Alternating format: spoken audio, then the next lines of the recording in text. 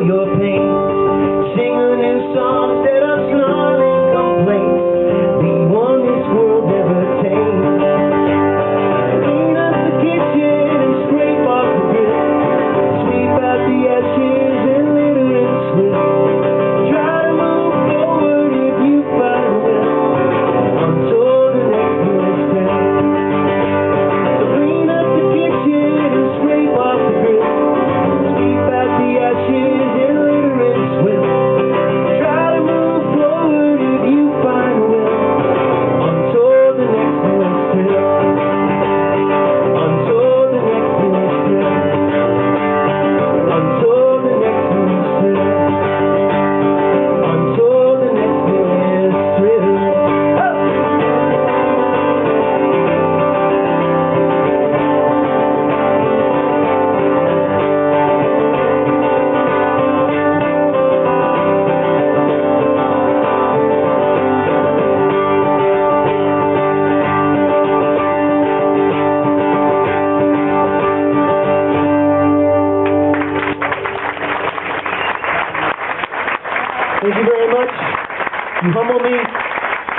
you all.